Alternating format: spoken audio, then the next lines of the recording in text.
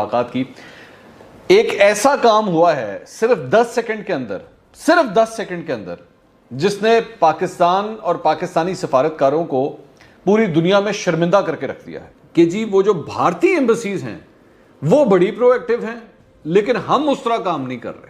आप किसी के साथ भी कंपेयर कर, ये अनफेयर था प्राइम मिनिस्टर की तरफ से, उनको इंडिया के साथ कंपेयर नहीं करना चाहिए। बहुत सी जगहों से इस क्लिप को गायब कर दिया गया है, या तो एडिट कर दिया गया है या काट दिया गया है। प्राइम मिनिस्टर साहब ने जो खिताब किया था, दफ्तर खारजा के अफसरान जो है उधार रख के नहीं सोए, उन्होंने नकद वापस कर दिए। अब वो किसी ऐसे इजलास में जाएगा, ऐसी कॉन्फ्रेंस में जाएगा जहां पे सामने इंडियन एम्बेसडर भी बैठा होगा। होते हैं ऐसे कई इजलास होते हैं, तो उसकी इज्जत आपने उस इंडियन एम्बेसडर के सामने अब क्या रख दी है? उसके सामने अब वो क्या आपकी रिस्पेक्ट करेगा? वो तो यही कहेगा यार तुम्हारे तो मुल्क का वजीर आजम अब तुम्हारे अपने काम से खुश नहीं है। दिन चले गए जब हमारे वहाँ इंग्लैंड के अंदर जो एम्बेसडर होता था वो अंग्रेजों से मिलकर बड़ा खुश हो जाता था।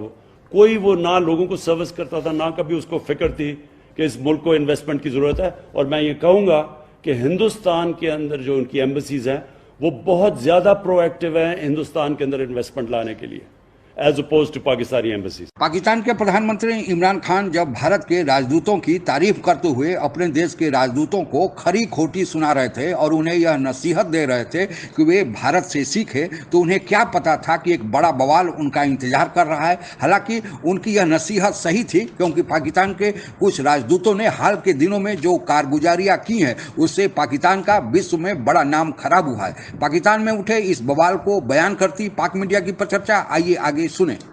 वज़ीर-ए-आज़म इमरान खान ने दफ्तर खारजा के अफसरान से एक खिताब किया।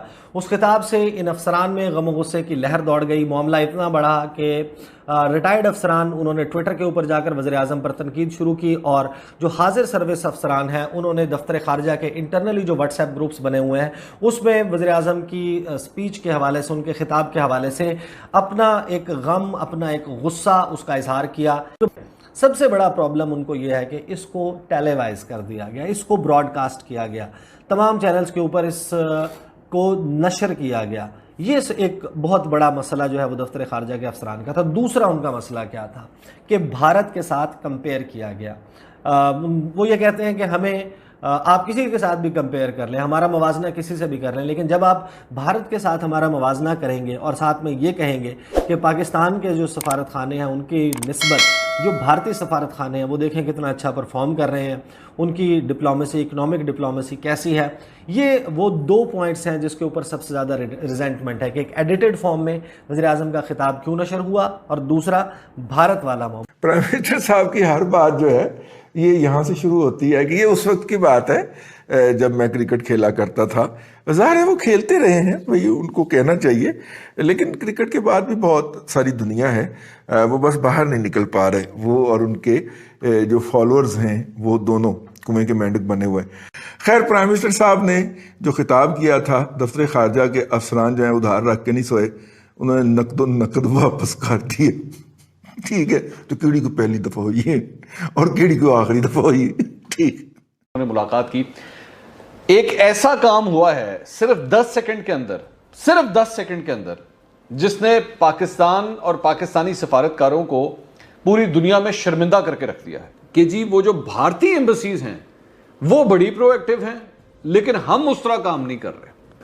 आपने ये बंद कमरे में करना होता है, अपने सफारतकारों को लाके पूरी दुनिया के सामने इस तरह जलील नहीं करते आप। एक बात।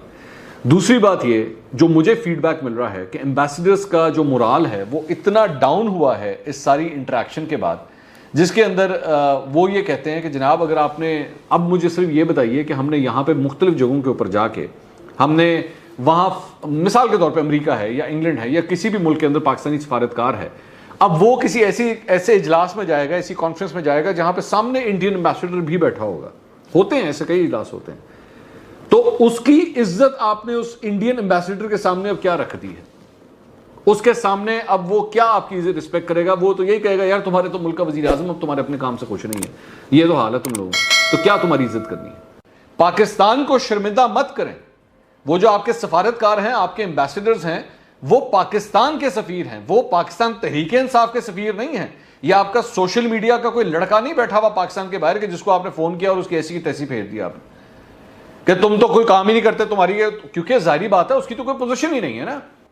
शाह महमूद कुरैशी साहब द फॉरेन मिनिस्टर, वो सिटिंग ओवर देयर, वहां बैठे हुए थे, वो उनके अंदर भी इतनी सेंस नहीं थी कि वो इस पे इंटरवीन करते, कि वो आके कहते कि नहीं प्राइम मिनिस्टर आप कुछ ज्यादा कर रहे हैं, और अगर आपने करना भी है तो ये सामने जो कैमरा लगा है इसको बंद करवाएं, ये इस तरह एम्बैरेस मत करें एम्बेसडर्स को। दूसरे देश में राजदूत की नियुक्ति इसलिए करता है कि वह राजदूत दूसरे देश में जाकर अपने देश के नागरिकों का ख्याल रखेगा, उस देश के साथ अपने रिश्ते को सुधारेगा, आर्थिक संबंधों को बढ़ावा देगा। लेकिन इसके विपरीत इमरान खान सरकार जो विदेशी मोर्चे पर लगातार असफल हो रही है, कहीं ना कहीं इसमें पाकिस्तान के राजदूतों का भी हाथ है। चाहे सऊदी अरबिया और यूएई से बढ़ती पाकिस्तान की तलखी हो या फिर अमेरिका से दूरी जो बनती जा रही है, यह मामला हो, कहीं ना कहीं इसमें पाकिस्तान के राजदूत असफल रहे हैं। लेकिन यह केवल पाकिस्तानी राजदूतों पर डालकर इमरान खान की सरकार इससे बच नहीं सकती है। इसमें इमरान खान सरकार की गलत नीतियां भी शामिल हैं, क्योंकि पाकिस्तान सरकार की नीतियों को ही राजदूत उस देश में कायम करता है, लागू करता है।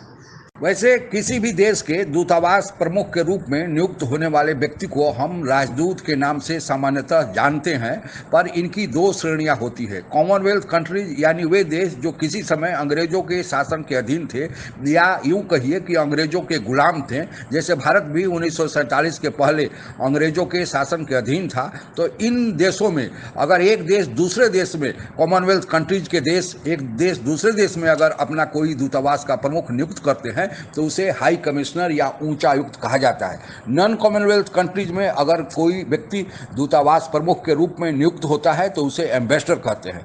हालांकि हाई कमिश्नर और एम्बेसडर के अधिकारों और दायित्वों में कोई अंतर नहीं होता है। सामान्यतः ये फॉरेन सर्विस के लोग होते हैं, पर सरकार अगर चाहे तो उन व्यक्तियों को भी दूतावास में प्रमुख के रूप में नियुक्त कर सकती है जो फॉरेन सेवा से संबंधित नहीं रखते हैं।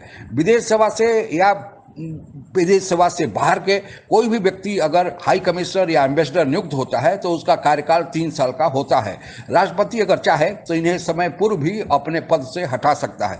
जो व्यक्ति विदेश सेवा से नहीं होते हैं, राजनीतिक कारणों से दूतावास प्रमुख के रूप में नियुक्त किए जाते हैं, चाहे एम्बेसडर हो या हाई कमिश्नर हो, हमारे देश में ऐसी परंपरा रही है कि सरकार अगर बदलती है तो वे भी अपना इस्तीफा राष्ट्रपति को दे देते हैं, वे अपने कार्यकाल का इंतजार नहीं करते हैं। हालांकि राजदूत या उच्चायुक्त वरिष्ठ व्यक्ति को ही बनाया जाता है, पर बिहार के अभय कुमार जो 2003 बैच के आईएफएस अधिकारी हैं, उन्हें दुनिया के सबसे युवा राजदूत बनने का गौरव प्राप्त हुआ था जब उन्हें 2018 में मेडागास्कर का राजदूत बनाया गया था। उस समय उनकी एज 38 साल थी, जो विश्व में सबसे कम उम्र के युवा राजदूत माने जाते हैं। विदेश से अच्छे संबंधों का बनाए जाना, आर्थिक संबंधों को और गहरा करना इन दूतावासों के अधिकारियों के या राजदूतों के जिम्मे है।